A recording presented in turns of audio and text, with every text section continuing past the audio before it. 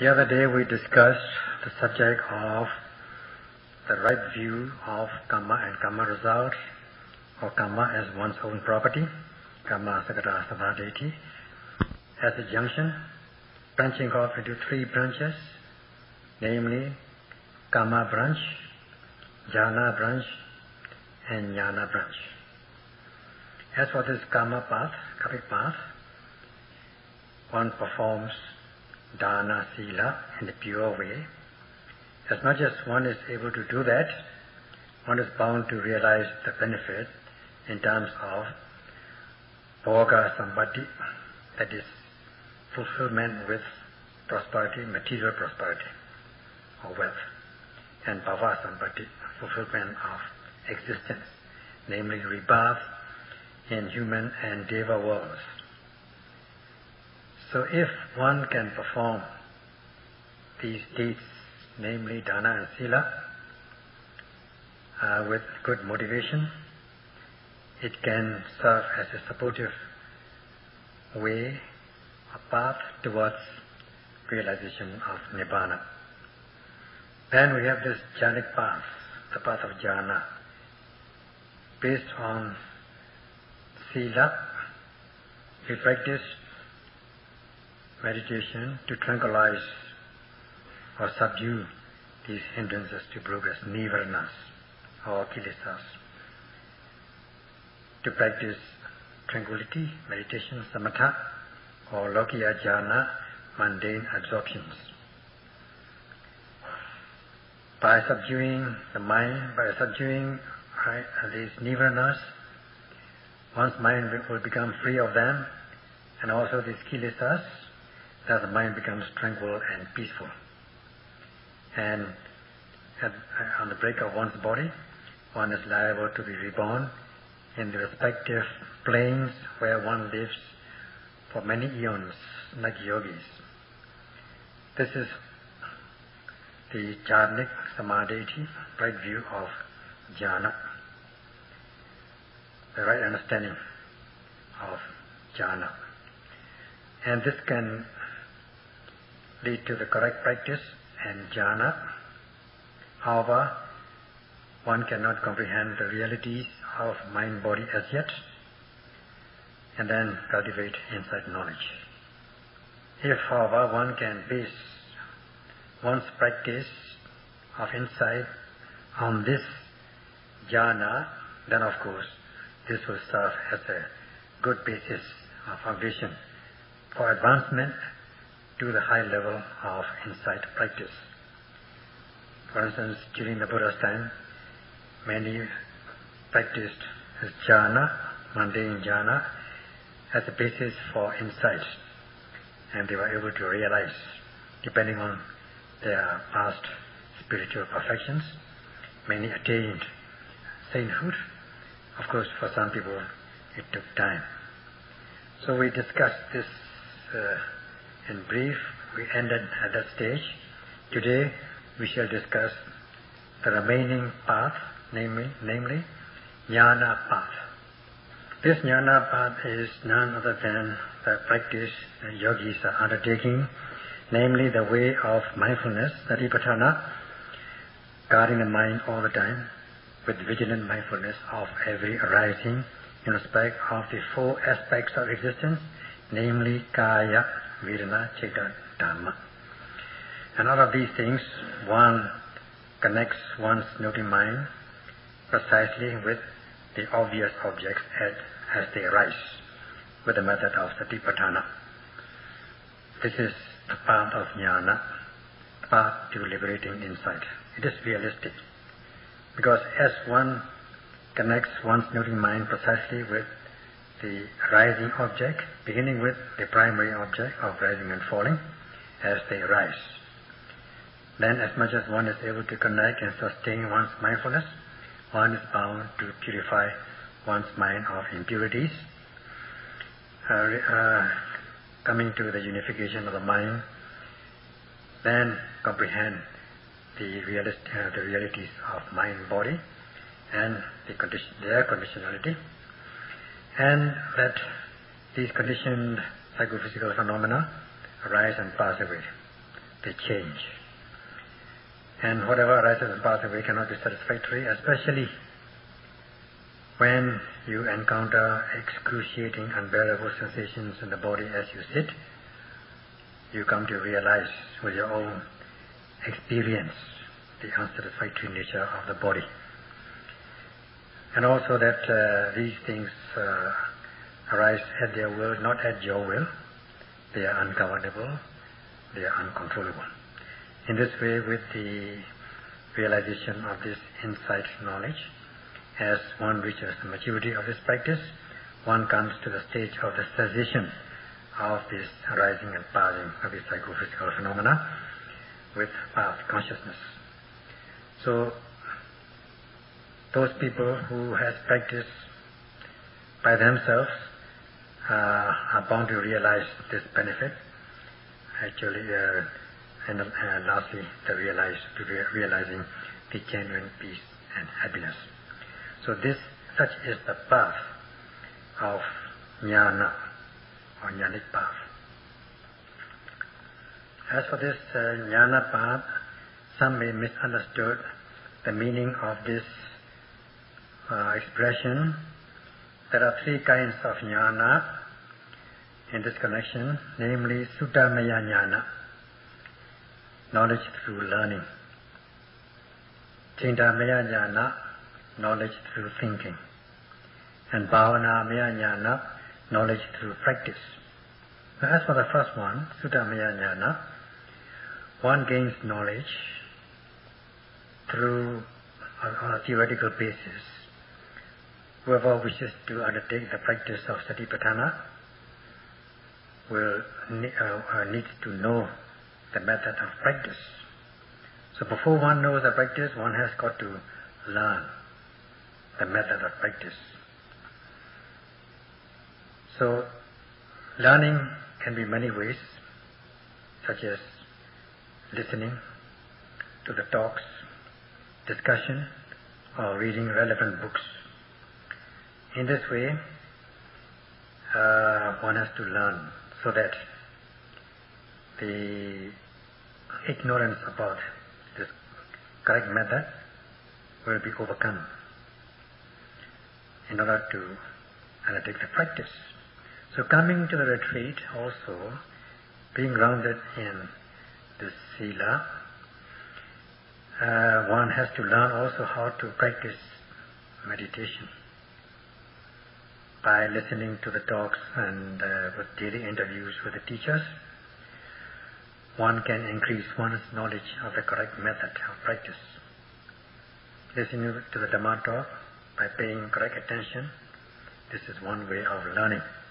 So in this way, one learns the method of practice. If one learns with proper attention, with good motivation, to be free from suffering of existence, with the right attitude, then one is bound to understand the method of the practice. And this is Suttamaya jnana, knowledge through learning. So it is said that when one does not know the method of practice, then one can learn and overcome this ignorance. So if one has not known the correct method, one has got to approach spiritual friends or teachers and learn the methods through discussion, listening, or from relevant books. Then one can understand the method of practice. This is quite easy. When one does not know this method, it is known as ajnana, not knowing. But by learning, one comes to know jnana. Thus, one realizes this learning, knowledge through learning, Suttamaya jnana. Depending on this knowledge through learning, Suttamaya jnana, one thinks, and then knowledge arises through thoughts. Such is Chintamaya jnana, knowledge through thoughts or thinking. Now, with the Suttamaya jnana, knowledge through learning, one can learn a little bit, not very much. But when it comes to this Chintamaya jnana, knowledge through thinking, it becomes a little more wider or deeper. but not yet the Adapachaka, empirical knowledge as yet. One's knowledge is only on in respect of Paññatti concepts, such as name concepts and so on. Not yet the ultimate realities or the natural characteristics sabhava as yet. Now, this knowledge through thoughts is based on knowledge through learning, Sinamya Jnana. Without Sinamya Jnana, knowledge through learning, one cannot advance to knowledge through thinking at this age, in this era, because there must be some sort of a clue to be able to think about and then enlarge one's knowledge by thinking. And such knowledge through thinking is Chintamaya Jnana. This Chintamaya Jnana, knowledge through thinking or thoughts, can arise only in the Buddhas in the making or Bodhisattvas without basing his knowledge on knowledge through learning, Sudhamaya Jnana. It is possible because of his past accumulation of spiritual perfections and meritorious deeds, paramis. It is possible for such persons, such individuals. As for the rest, they have to depend for their Chintamaya Jnana on Sudhamaya Jnana, knowledge through learning. This Chintamaya Jnana could be founded on the prudential considerations. As for the Buddhas in the making Bodhisattva, they realize this Chintamaya Jnana as a result of the accumulation of spiritual perfections in the past automatically. And they are able to realize this Chintamaya Jnana, knowledge through thinking, without anybody's help, but through their own affections. And from this Chintamaya Jnana, they can advance to Bhavanamaya Jnana, knowledge through practice from the basics. As for the rest, there are some in their own right. They are able to advance from Chintamaya Jnana to Bhavana Jnana, provided their knowledge their consciousness is accompanied with knowledge every time they perform skillful deeds, kusalas. Whenever they perform kusala, these deeds have to be accompanied with knowledge. The causes in the text are shown these causes for the arising of jnana in 4 or 5 ways. First of all, there is this kammato. Whenever one performs kusala deeds, whatever kusala deeds one performs, by virtue of this kusala, one has wished throughout the lifetimes that may I be able to cultivate knowledge. And with that motivation, one performs, or one has performed these skillful deeds. And then one performs this. By wishing, one also performs such deeds. And then, so that in the resulting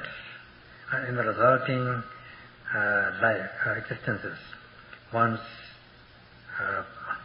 wholesome deeds are always accompanied with jnana. Such is kammato. So, because of this past deeds with knowledge, one can cultivate knowledge every time one performs kusala deeds. However, whenever one performs dana and sila, one cannot realize this attapachaka jnana, that means empirical knowledge or direct knowledge. Only one realizes only something of the nature of Chintamaya Jnana, knowledge through thoughts. Based on the present Sudhamaya Jnana, one is able to open to a kind of knowledge. not yet this Bhavanamaya Jnana as yet.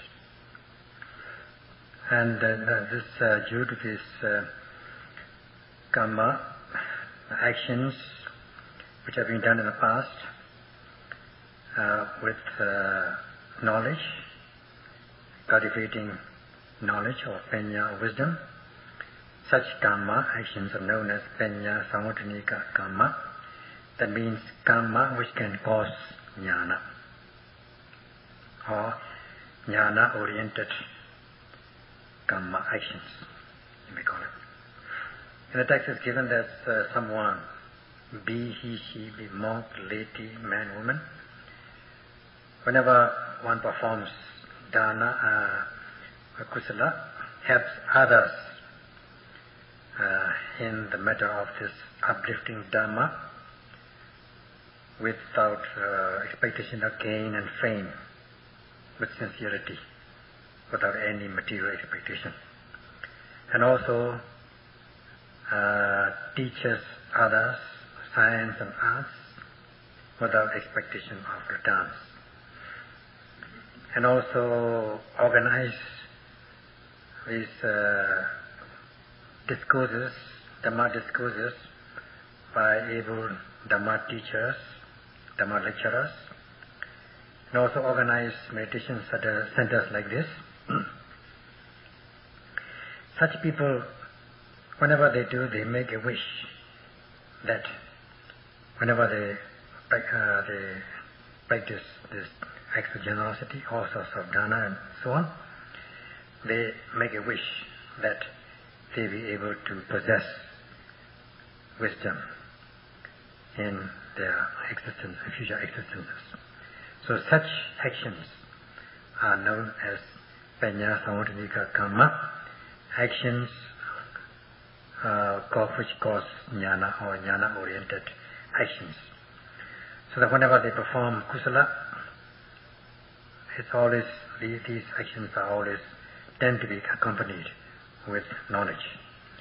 And in the textual language, it is known as jnana samyutta citta.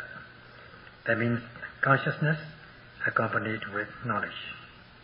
The second cause for the possession of jnana is the plain existence free of ill will, upapatito. If one is reborn in a plane which is free from vyabhada, ill will, dosa, aversion, dissatisfaction, disappointment, wishing to vent anger on others and so on. If one is overcome by with such negative mental states, then one's mind is said to become sour, ferment and putrefied. But if one is reborn in a plane which is free of vyabhada, ill will, dissatisfaction, aversion, dosa, such a plane is known as upapatito, because it is free from vyabhada. Now, in terms of plane, this is Brahma plane, fine material and fine immaterial planes. As for the human world and Deva world, people are much overwhelmed with aversion, dissatisfaction, disappointment, hatred. Even in the Deva worlds, they are not free from such negative mental states. They are not free from envy, avarice about others' status, position. So the only plane which is free or which does not accept this anger or aversion or negative mental state is Brahma, even Putujanas. Even if the Brahma is Putujana, ordinary being, not an attained being. Even if one is an ordinary being, if one is reborn in this plane, Brahma plane, then since this plane itself does not accept any dosa, vyabhada, ill will, anger, this is a plane free from vyabhada.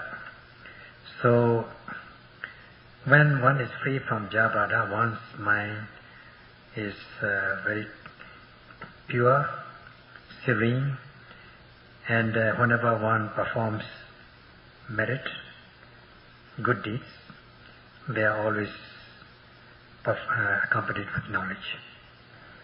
It is quite natural and rational that whenever one performs kusala deeds without Theravada, dosa, then one's knowledge, one's mind is always pure and serene and tends to be accompanied with knowledge.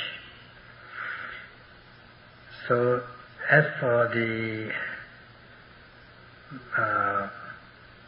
planes, this plane, this is very conducive in terms of weather, utusapaya, suitability of weather. In the human world, sometimes it's very hot, too hot, excessively hot, and sometimes too cold. Not so in this Brahma plains. The weather is said to be moderate, conducive to cultivation of knowledge. And then it is nice also, conducive also to practice if the weather is moderate. During the Buddha's time, this location, conducive location, known as Yatha Pasuka Thana, a location which is conducive with suitable facilities such as water, food, weather conditions and all these things. And people can practice and realize very easily. So also in the Brahma world, the weather is moderate and it is free of pleasures of senses, such as seeing. Of course there are good sights, good songs and all that, but they don't enjoy these things. It is said that the voice of the Brahmas are very sweet. And as for the smell, they have the nose, but they don't have the sense of smell. So they cannot smell any good or bad things, so that they cannot enjoy such sense of pleasure.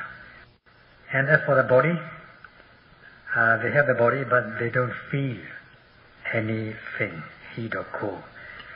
No potaba, rupa, tangible body, tangible sensitivity. The body is not sensitive to heat and cold. So, why is this free from all these things? Because it's free of sense objects. And of course they have the eyes sensitivity of seeing. In order to see and become devoted to the Buddha and the virtuous ones. So they have the eyes to see and they have the sensitivity of sight, so that they can enjoy this sight. And then they have the sensitivity of hearing, the ear sensitivity, in order to listen to the sublime Dhamma, so as to be able to undertake practice. But they are free of sense objects and free of dosa, Theravada, ill will, anger.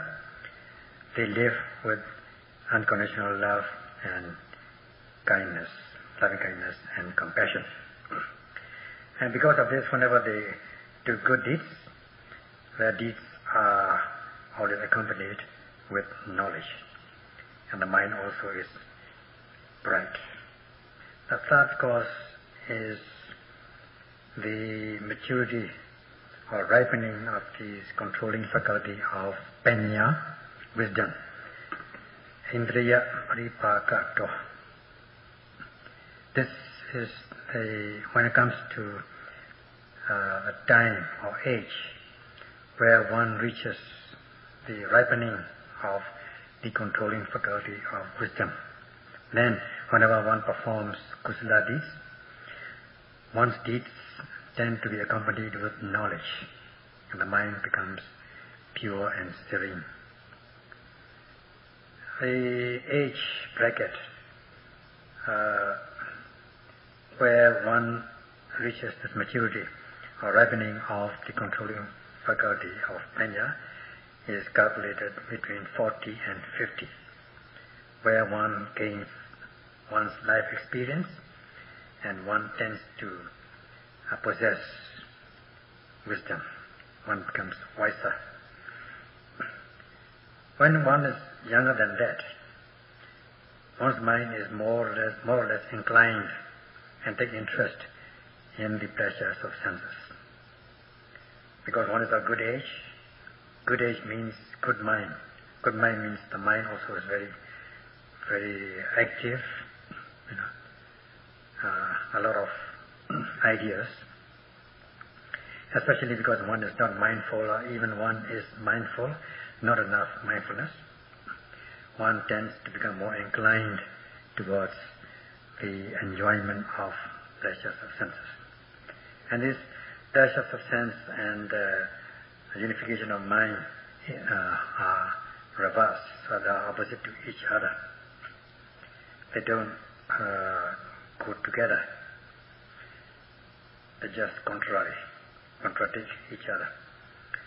So, as a young person, one lacks general knowledge of the worldly conditions, and even if one possesses inherent knowledge, one lacks these experiences of life.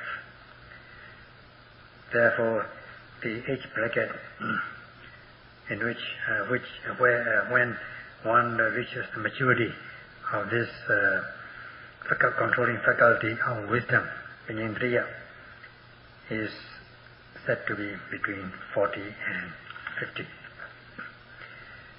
And this is the time of Panya Dasaka, the section or the age bracket of wisdom, where one has less inclination towards sense of pleasures, has more unification of the mind, more samadhi, and more general knowledge, life's knowledge, and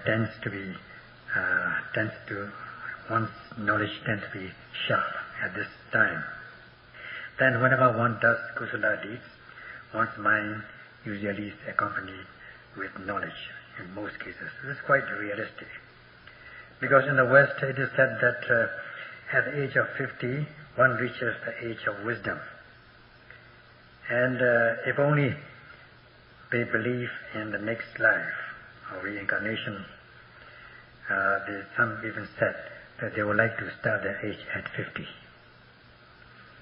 that correct? This is quite realistic. This age bracket between 40 and 50 as the age of wisdom. Even stupid ones who have been stupid previously, they gain life's experience at this time, and automatically they reach the maturity of worldly conditions, and with less enjoyment of sensual pleasures, the mind easily becomes unified, and whenever one performs good deeds,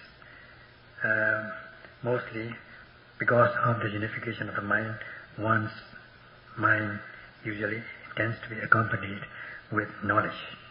Hence it is known as Indriya Paripakato, age bracket. This maturity of controlling faculty of wisdom is given as 40 and 50. Another reason is Kilesa Dure Bhavato. That means as much as one is free from defilements or impurities of mind, one's kusala deeds tends to be accompanied with knowledge. Because of the power of mind development practice, bhavana, one tends to become free of impurities, and whenever one performs kusala deeds, one's mind tends to be accompanied with knowledge. Now we have said in the third course that the age bracket where one reaches the maturity of wisdom is between 40 and 50. But how about the people younger than 40? Can we say that they cannot cultivate knowledge? They're not knowledgeable. It is, in a way, it's correct because of too much pleasures of senses, too much indulgence in pleasures of senses, and not being able to have any opportunity to get in touch, keep in touch with valuable literatures. It is quite realistic from that point of view.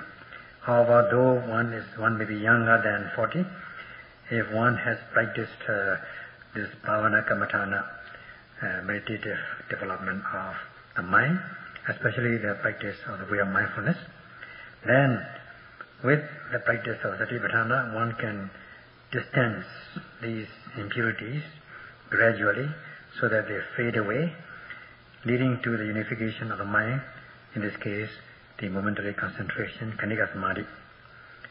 And then we'll be able to realize the nature of mind and body and the comprehension of their characteristics through the stages of insight knowledge. And this is, with the power of satipatthana practice, one can become free of kilesas, and automatically that one's mind can be accompanied with knowledge. And such a knowledge is known as bhavanamaya jnana, knowledge through practice. This also is very realistic. Because of the presence of these hindrances to progress known as nivarana, such as kamacchanda nivarana, hindrances of sense desires, craving for agreeable, desirable objects, and vyavara nivarana, hindrances of ill will, anger, dissatisfaction, disgust, and the hindrances of sloth and torpor, not wishing to exert energy, or even one begins to exert energy, soon one gets exhausted. And then another nivarana, hindrances of restlessness and worry, not being able to stay with the object of observation, not being able to connect with it precisely, but being removed from the objects to be noted. And then feeling remorseful, feeling remorse about things, good things not done or bad things done. And then this skeptical doubt about certain things, uncertainty, lack of decision. This is vicikiccha nivaranas. So because mostly people are not able to control the practice or the strain of the mind with mindfulness, all these hindrances enter the stream of consciousness one by one. And because they tend to block the merit, the kusala deeds, the mind is never pure. The mind which is one's mind can never be pure because of these hindrances. Hence also it is known as chetaso upakilesas, mental impediments. They tend to fade, they tend to remove, they don't shine, and they will never shine because they lack knowledge. And even knowledge, existing knowledge can be weakened, undermined. Hence it is known as piññāya dobali karana. This, they tend to weaken and undermine wisdom. So mostly people are overcome with these unskillful, unwholesome hindrances to progress all the time, except the time when they are fast asleep, one by one. So that there's no chance of doing even ordinary wholesome deeds, free of nivaranas, free of hindrances. Hence, because of their blocking nature, serving as a stumbling block and hindrance, it is known as chetaso upakilesas, mental impediments. And there can also be no chance of seeing the ultimate realities. So one has got to remove these impediments, to hinder these hindrances, weaken them, and if possible try to overcome them altogether. And with this one can distance these or remove these kilesas, defilements, distance and farther away with the practice of meditation. Hence it is known as kilesa duri bhava. This the state of distancing or removing these mental impurities farther and farther away. This can only be done with bhavana, mind development, especially the practice of satipatthana. With the power of satipatthana, one can distance these impurities, so that with the power of bhavana, whenever one performs kusala deeds, one's consciousness will tend to be accompanied with knowledge. These nivranas or kilesas, impurities, tend to torment or torture one's mind, so that one's mind becomes small and weak. And because of a lack of knowledge, one's mind is not matured, so that it becomes very tender, so that it lacks repelling power and withstanding power. The power of repelling, the power of withstanding. Because one is always bullied by these hindrances to progress. And there is no refuge for the mind to take. So when we look for real refuge is none other than the practice of satipatthana bhavana, to guard the mind all the time with vigilant mindfulness of every arising, connecting precisely with the objects whenever you see, hear, taste, touch, and so on. So in this way, and also to be able to connect precisely, one has got to exert energy in 3 stages. First, the initial launching energy in the beginning of the practice, then the energy which is stepped up in order to overcome sluggishness and difficult situations. Then lastly, the progressive type of energy in order to realize the goal. Now the yogis are practicing such things, with exertion, let us say, when they are watching the abdomen and noting every rising and falling, which means the observation of these sensations, tracking down the sensations, namely stiffness, tension, movement, inflation, relaxation, deflation, rigidity, and so on. All these things are rupa paramattas, material ultimates or ultimate objects. They are the realities. They are quite obvious things that you are experiencing by yourself. You cannot deny that. You cannot deny the existence of these sensations. They are attapachaka. They are directly experienced by yourself. So as you are able to sustain your mindfulness of every arising object with the exertion of energy. Now, if you don't exert energy, if you are slack, then it amounts to accepting these hindrances.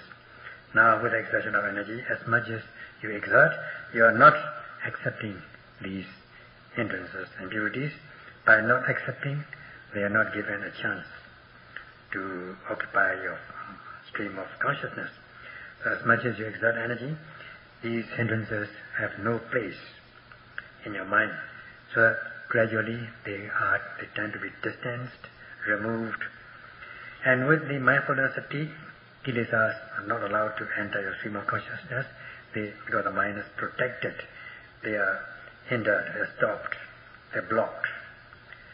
So you are, in a way, you are hindering the hindrances, so that the hindrances don't overcome you, don't torment you or torture you. And with sustained mindfulness, you are able to unify your mind momentarily. Kanika Samadhi arises. And with the viriya, with energy, kilesas are not accepted. Nivranas are not accepted. They are said to be overcome. And with mindfulness, they are blocked, because mindfulness has the property of protecting or guarding the mind, so that the mind is properly guarded. If the mind is properly guarded, then these hindrances have no chance of entering your stream of consciousness. And with the unification of the mind, the mind falls calm and collected, and then there's a consolidation of the mind.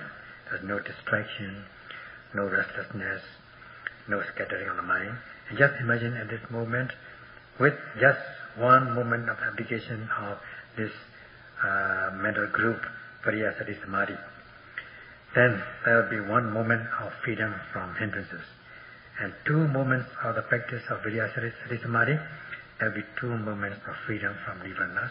And in this way, if you are able to do 100 times, then you will be able to remove these hindrances 100 times, 100 moments. Such is kilesa dui bhava, distancing, the practice of distancing or removing the kilesas. In a way, drying up the kilesas and distancing these impurities. In this way, as much as you are able to empower this group, concentration group, Vipassana Samadhi, you are bound to cultivate knowledge from the basic, and your knowledge will be as thick as this earth, the volume of this earth. I don't know the depth of this earth, but the knowledge will become great. That's what is meant. So with the power of this Satipatthana Bhavana, one can distance these hindrances and remove them so that they fade away gradually, and so that you are able to cultivate knowledge, in this case Bhavanamaya Jnana, knowledge through practice, beginning with the discernment of mind and body. Now, as a corollary, if one does not practice the Satipatthana Bhavana, then one will not be able to free oneself from these nirvanas, and one cannot cultivate this Bhavanamaya Jnana. There cannot be any knowledge cultivated. And this is also true from logic, and also it has been preached by the Buddha himself, brief, that if one is not able to unify one's mind, cultivate samatha, tranquility, by not accepting overcoming kilesas with exertion of energy, then if one is able to unify one's mind, practice samatha, then one's knowledge will become as thick as this earth. One's Bhavanamaya Jnana will be very thick, as thick as this earth.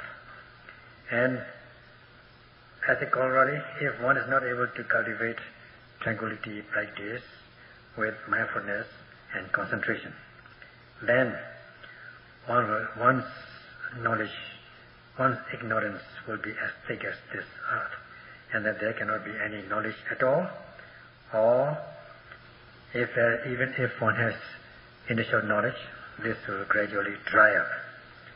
Therefore, with the correct method, if you practice, then kilesas can be distanced and you can cultivate knowledge. And without the practice of Satipatthana, one cannot cultivate Bhavanamaya Jnana. That is definite.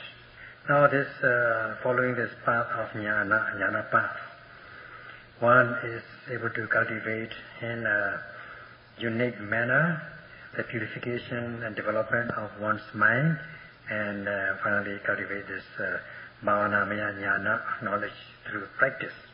As for the Suddhamaya Jnana, Chinamaya Jnana, this Bhavanamaya Jnana excels manifold, or surpasses manifold these other knowledges, Suddhamaya Jnana and Chinamaya Jnana. As for these two things, Chinamaya Jnana, Suddhamaya Jnana, they are not the real knowledge. They are only just superficial, not being able to penetrate the ultimate realities with direct experience, paramattha atapachaka, only superficial.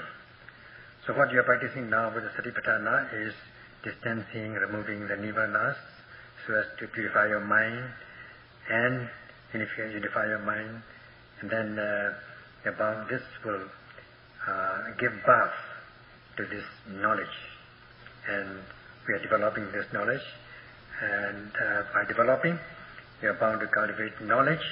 This kind of knowledge is Paramanta, the ultimate, with Atapicaka, direct experience to comprehend the mind-body, the nature of the mind-body, and the causal mode and the universal characteristics. And this, walking this path, is walking the jnana path. So, if one walks this path, right path, one is bound to reach the right destination. And with the progress of insight knowledge, one will become assured of satisfying life.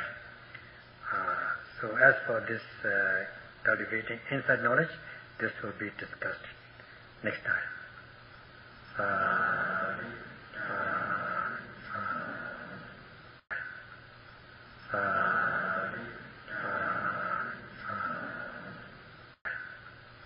Sa